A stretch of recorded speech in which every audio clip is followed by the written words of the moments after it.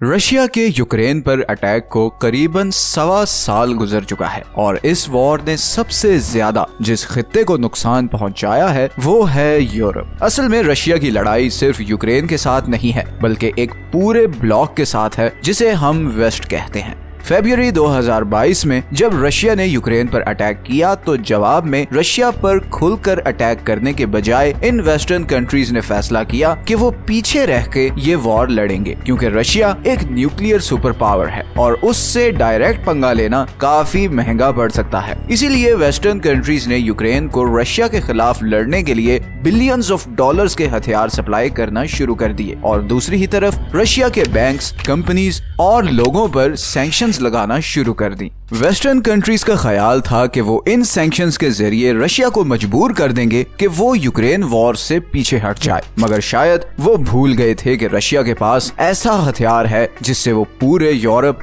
और खासकर यूरोप की सबसे बड़ी इकोनॉमी जर्मनी को कोलैप्स कर सकता है, और वो हथियार है ये गैस पाइपलाइंस। पूरा यूरोप अपनी 25% एनर्जी रिक्वायरमेंट गैस से पूरी करता है और पूरे यूरोप की 50% गैस सप्लाई सिर्फ एक कंट्री से आती है और वो है रशिया। यूरोप में रशियन गैस और ऑयल का सबसे बड़ा बायर है जर्मनी। जब यूरोपीय यूनियन ने रशिया पर सैंक्शंस लगाना शुरू की तो जर्मनी ने रशिया से हर तरह का ट्रेड बंद कर दिया सिवाय गैस और ऑयल सप्लाई के, और उसकी वजह ये है कि अप्रैल 2022 तक जर्मनी की 55% गैस और 35% ऑयल इंपोर्ट रशिया से हो रही थी। तो जर्मनी अच्छी तरह जानता था कि अगर उसने रशिया से गैस और ऑयल लेना फौरन बंद किया तो उसकी इकोनॉमी महीनों में कोलैप्स कर जाएगी। और सिर्फ यही नहीं बल्कि रशिया यूक्रेन वॉर के बाद जर्मनी रशिया को गैस के लिए 220 मिलियन यूरोस पर डे के हिसाब से पेमेंट करता रहा है। ये पेमेंट उस फाइनेंशियल एड से बहुत ज्यादा है जो जर्मनी यूक्रेन को दे रहा था। तो अगर देखा जाए तो इस तरह जर्मनी इनडायरेक्टली रशिया को यूक्रेन के खिलाफ लड़ने के लिए फंड कर रहा था। लेकिन दुनिया की चौथी सबसे बड़ी इकोनॉमी अपनी एनर्जी रिक्वायरमेंट पूरी करने के लिए रशिया पर इतनी ज्यादा डिपेंडेंट क्यों है, और ये गैस यूरोप के लिए इतनी जरूरी क्यों है जबकि फ्यूचर तो इलेक्ट्रिक चीजों का है, और आखिर में रशिया के रिएक्शन का यूरोप और जर्मनी पर क्या असर पड़ रहा है और इस सब का अंजाम क्या होगा। जर्मनी में इतनी तेज हवा है कि वहाँ पर विंड पावर प्लांट्स लग सकें। जर्मनी एक ही रिसोर्स से मालामाल है और वो है कोयला। जर्मनी के पास दुनिया के 7वें सबसे बड़े कोयले के रिजर्व्स हैं और आज की डेट में जर्मनी की 30% बिजली कोयले से पैदा होती है। इसी कोयले की वजह से वर्ल्ड वॉर 2 के बाद जर्मनी ने तरक्की की और इंडस्ट्रियलाइजेशन का सफर शुरू किया। 1950s में जर्मनी एक बहुत जबरदस्त इकोनॉमी रिकवरी एक्सपीरियंस कर रहा था। इन्हीं दिनों पूरी दुनिया एक बहुत बड़े फूड क्राइसिस से भी गुजर रही थी। असल में दुनिया की आबादी लगातार बढ़ रही थी और बार बार फसल काश्त करने की वजह से जमीन इतनी इनफर्टाइल हो चुकी थी कि अब साइंस की इंटरवेंशन के बगैर खाने की कमी को पूरा करना मुश्किल नजर आ रहा था। उस वक्त ये प्रेडिक्शंस की जा रही थी कि अगर इस मसले का हल ना निकाला गया तो अगले 30 साल में आधी से ज्यादा दुनिया भूख से मर जाएगी। इसी दौरान खुराक की कमी को पूरा करने के लिए जर्मन साइंटिस्ट फ्रिट्ज हाबर ने अमोनिया डिस्कवर किया, एक ऐसा कंपाउंड जिसके जरिए फर्टिलाइजर बनाया जा सकता था ताकि एग्रीकल्चरल प्रोडक्शन बढ़ाई जा सके। इसी फर्टिलाइजर के जरिए उसी पुरानी जमीन पे किसानों ने पहले की बनिस्बत 4 गुना ज्यादा खाना उगाना शुरू कर दिया और उसके नतीजे में दुनिया की आबादी चंद सालों में ही 4 गुना बढ़ गई। फ्रिट्ज हाबर पर हम ऑलरेडी एक वीडियो बना चुके हैं। ये बहुत ही जबरदस्त स्टोरी है क्योंकि फ्रिट्ज हाबर ने सिर्फ ये फर्टिलाइजर बनाकर अरबों लोगों की जान नहीं बचाई बल्कि उसने एक और चीज भी बनाई थी जिसने लाखों लोगों की जान ले ली थी। इस वीडियो का लिंक आपको डिस्क्रिप्शन में मिल जाएगा। खैर, अब वापस आते हैं अपने टॉपिक पे। तो जर्मनी उस जमाने में सबसे ज्यादा अमोनिया बनाने वाला कंट्री था और इस फर्टिलाइजर को बनाने के लिए नेचुरल गैस की जरूरत होती है। इसी तरह उस टाइम जर्मनी की स्टील इंडस्ट्री भी पूरी दुनिया पर छाई हुई थी, मगर इन दोनों चीजों की प्रोडक्शन बढ़ाने के लिए जर्मनी को मजीद एनर्जी रिसोर्सेज की जरूरत थी। इसी दौरान 1953 में इधर साइबेरिया में नेचुरल गैस के बहुत बड़े रिजर्व डिस्कवर हो गए। सोवियत गवर्नमेंट ने सोवियत शहरों में ये गैस पहुंचाने के लिए पाइपलाइंस बिछाना शुरू कर दी। ये काम तो कुछ सालों में ही कंप्लीट हो गया, मगर सोवियत यूनियन से बाहर भी इस गैस की बहुत डिमांड थी और इस गैस का सबसे बड़ा कस्टमर था यूरोप। अब मसला ये था कि इन पाइपलाइंस को यूरोप में पहुंचाने के लिए बहुत ज्यादा इन्वेस्टमेंट की जरूरत थी। फिर 1969 में जर्मनी में एक चांसलर आया जिसने एक नई फॉरेन पॉलिसी इंट्रोड्यूस करवाई जिसे कहते थे ऑस्टपॉलिटिक, जिसका पर्पस था सोवियत यूनियन और जर्मनी को एक दूसरे के करीब लाना। इस पॉलिसी के अंडर वेस्ट जर्मनी और सोवियत यूनियन ने एक एनर्जी डील साइन की जिसके according Soviet Union West Germany को नेचुरल गैस देगा और बदले में वेस्ट जर्मनी सोवियत यूनियंस को ये पाइपलाइंस बिछाने के लिए हाई क्वालिटी स्टील देगा। ये 20 साल की डील थी और इसकी इंपॉर्टेंस को समझने के लिए ये समझना भी जरूरी है कि नेचुरल गैस बाकी एनर्जी रिसोर्सेज से इतनी डिफरेंट क्यों है। असल में नेचुरल गैस, कोयला और तेल दुनिया के 3 सबसे बड़े एनर्जी रिसोर्सेज हैं जिनसे सारी दुनिया और इंडस्ट्री इस वक्त चल रही है। मगर जैसे कोयले और तेल को पूरी दुनिया में कहीं भी समुद्री जहाजों के थ्रू भेजा जा सकता है, वैसे नेचुरल गैस को पाइपलाइंस के बगैर दूसरी किसी जगह भेजना बहुत मुश्किल है और इन पाइपलाइंस को बनाना भी बहुत महंगा, लंबा और मुश्किल काम है। इसीलिए गैस के प्रोजेक्ट्स 20 से 30 साल लंबे होते हैं। 1980s तक सोवियत यूनियन ने यूरोप तक ये गैस पाइपलाइंस बिछा दी और फिर 1990 तक सोवियत यूनियन जर्मनी को अपनी 40% गैस सप्लाई कर रहा था। फिर 1991 में सोवियत यूनियन टूट गया और अब रशिया की मेन गैस पाइपलाइंस ये यूक्रेन से गुजरकर यूरोप जा रही थीं, जिसका मतलब था कि अब रशिया का इन पाइपलाइंस और गैस पे कंट्रोल नहीं होगा। इसी प्रॉब्लम को केटर करने के लिए रशिया ने नई पाइपलाइंस बिछाना शुरू कर दी। 1999 तक रशिया ने एक और पाइपलाइन बिछाई जो बेलारूस से होती हुई जर्मनी तक जाती थी और फिर 2005 में इन दोनों कंट्रीज ने एक और पाइपलाइन बनाना शुरू की जो बाल्टिक सी से होते हुए डायरेक्ट जर्मनी को जाती थी। इस पाइपलाइन को द नॉर्ड स्ट्रीम कहते हैं और यही वो पाइपलाइन थी जिसके बाद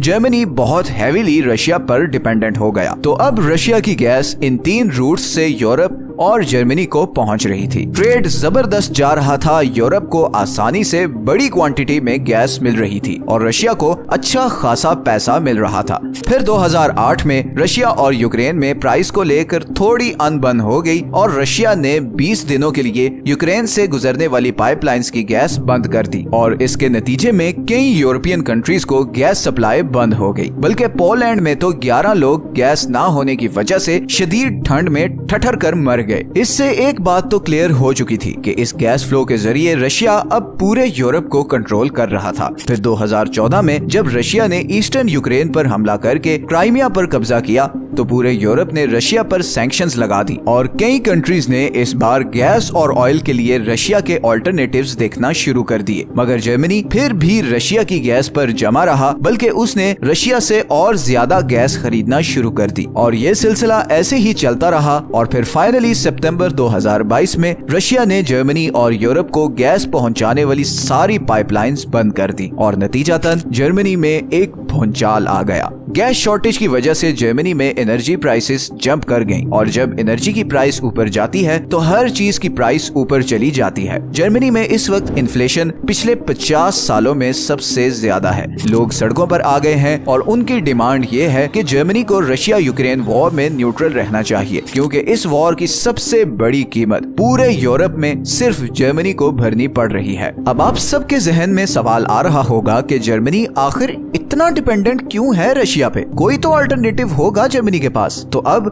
अगर हम जर्मनी के कोल रिजर्व्स की बात करें तो उसका मसला ये है कि कोल सारे फॉसिल फ्यूल्स में से सबसे ज्यादा पोल्यूशन फैलाने वाला एनर्जी सोर्स है और इसीलिए 2019 में पूरी दुनिया के प्रेशर पे जर्मनी ने एक एग्रीमेंट पे साइन किया कि वो अगले 10 सालों में अपने तमाम कोल प्लांट्स बंद कर देगा और इस तरह वो एक ही रिसोर्स जिससे जर्मनी मालामाल है उसके किसी काम नहीं आएगा। इसी तरह अगर हम जर्मनी से बाहर ऑप्शंस को ढूंढने की कोशिश करें तो यूरोप के सबसे बड़े नेचुरल गैस के रिजर्व्स इधर नेदरलैंड्स में हैं, लेकिन ये रिजर्व्स भी इसी साल 2023 में बंद होने जा रहे हैं और इसकी वजह ये है कि गैस के लिए लगातार ड्रिलिंग की वजह से इस गैस फील्ड की टॉप सॉइल श्रिंक होती जा रही है और नतीजतन इस सारे एरिया में लो इंटेंसिटी अर्थक्वेक्स आना शुरू हो गए हैं, जिससे लोकल कम्युनिटी में बहुत खौफ फैल चुका है। इसी इशू को कैटर करने के लिए डच गवर्नमेंट ने 2014 में ये डिसीजन लिया कि वो 2028 तक इस गैस फील्ड से एक्सट्रैक्शन बिल्कुल खत्म कर देंगे और इस तरह यूरोप के सबसे बड़े गैस रिजर्व्स भी कुछ साल बाद किसी के काम नहीं आएंगे। इसी तरह अल्जीरिया और लीबिया से भी यूरोप में नेचुरल गैस आती है, मगर वो सिर्फ इटली और स्पेन को जाती है। एक आखिरी ऑप्शन जो जर्मनी के पास बचती है वो है LNG, जिसे लिक्विफाइड नेचुरल गैस भी कहा जाता है। LNG असल में ऐसी गैस है जिसे ठंडा करके लिक्विड फॉर्म में कन्वर्ट करके टैंकर्स में पूरी दुनिया में कहीं भी भेजा जा सकता है, लेकिन इसका मसला सिर्फ ये है कि इसके लिए स्पेशल टर्मिनल लगाने पड़ते हैं और वो बहुत महंगे होते हैं। तो अगर लेट्स से जर्मनी कतर से गैस इंपोर्ट करने का प्लान करता है तो एक तो उसे ये गैस बहुत महंगी पड़ेगी और दूसरा इन टर्मिनल्स को बिल्ड करते करते भी कम से कम 5 साल लग जाएंगे। तो शॉर्ट टर्म में तो जर्मनी के पास कोई और ऑल्टरनेटिव नहीं है और वो बुरी तरह फंस चुका है। अब दूसरी तरफ रशिया को देखें तो इस पाइपलाइन को बंद करने का उसे भी बहुत ज्यादा नुकसान हुआ है। बिलियंस ऑफ डॉलर्स जो यूरोप और खासकर जर्मनी से आ रहे थे वो अब बिल्कुल बंद हो चुके हैं और अब उसके पास यूरोप का ऑल्टरनेटिव सिर्फ इंडिया और चाइना है। मगर ये दोनों कंट्रीज उससे यूरोप वाली प्राइस से हाफ प्राइस पे गैस की डील कर रहे हैं और इन दोनों कंट्रीज तक पाइपलाइंस पहुंचाने में भी कुछ टाइम लग जाएगा। इसी तरह लॉन्ग टर्म में रशिया के लिए ये क्राइसिस शायद और शदीद हो जाए, क्योंकि अब यूरोप बहुत तेजी से ऑल्टरनेटिव एनर्जी सोर्सेज पर काम कर रहा है और जैसे जैसे यूरोप ऑल्टरनेटिव एनर्जी सोर्सेज पर शिफ्ट होता जाएगा वैसे वैसे रशिया की यूरोप पे लेवरेज कम होती जाएगी और उसका ये जो प्लान था कि वो इस तरह यूरोप को प्रेशराइज करके यूक्रेन की सपोर्ट खत्म कर देगा, वो अब खटाई में पड़ता जा रहा है। दूसरी तरफ यूरोप में एक और डिबेट बहुत जोरों शोर से चल रही है और वो है अमेरिका के रोल पर। कई यूरोपियन थिंक टैंक्स के मुताबिक अमेरिका पिछले 100 साल से यूरोप को प्रॉक्सी के तौर पर यूज करके एशिया और मिडिल ईस्ट में अपना मतलब पूरा कर रहा है और इसका नुकसान यूरोप को उठाना पड़ता है, चाहे वो वर्ल्ड वॉर्स हो, वॉर ऑन टेरर हो या फिर हाल ही में होने वाली रशिया यूक्रेन वॉर। अमेरिका बाकी दुनिया से इतना दूर है कि किसी भी वॉर में उस तक कोई आर्मी अभी तक नहीं पहुंची, लेकिन अब नॉर्थ कोरिया जिस तरह के मिसाइल्स बना रहा है उसके बाद तो अमेरिका भी अब फुल वनरेबल हो गया है। इस टॉपिक पे हमने ये वीडियो बनाई है और बड़े डिटेल्ड मैप्स के थ्रू अमेरिका की वनरेबिलिटी को डिस्कस किया है, तो आप ये वीडियो भी देख सकते हैं। तो अमेरिका इन सब सिनेरियोस में हमेशा सेफ रहता है और इवन के इकोनॉमिक वॉर की सूरत में भी अमेरिका के पास खुद के नेचुरल गैस और ऑयल के रिजर्व्स हैं और इसी वजह से वो खुद तो सुकून में होता है और इधर यूरोप को उसके डिसीजंस का बोझ उठाना पड़ता है। आखिर में अगर हम रशिया यूक्रेन वॉर की लेटेस्ट सिचुएशन पर आएं तो फिलहाल रशिया अपना प्लान 100% एग्जीक्यूट नहीं कर सका और उसे कई फ्रंट्स पे फेलियर का सामना करना पड़ा है और यही चीज हम सब के लिए बहुत डेंजरस है, क्योंकि पुतिन किसी सूरत यूक्रेन वॉर में हार बर्दाश्त नहीं कर सकता। यूक्रेन वॉर में हार की सूरत में उसे प्रेसिडेंटशिप से उतार दिया जाएगा और ऑलरेडी रशिया में ऐसी बातें हो रही हैं क्योंकि इस वॉर ने रशिया को इकोनॉमिकली बहुत ज्यादा डैमेज किया है और लोकल लोग इस सारे मामले पर बहुत ज्यादा टेंस हैं। तो कोई पता नहीं कि फ्यूचर में रशिया कोई बहुत एक्सट्रीम स्टेप भी उठा ले। अगले 5 से 6 महीने बहुत ज्यादा इम्पोर्टेंट हैं और यही फैसला करेंगे कि वर्ल्ड पावर अब किस ब्लॉक के पास जा रही है। अगर आपको आज की वीडियो अच्छी लगी है तो इसे लाइक और चैनल को सब्सक्राइब जरूर कर दें।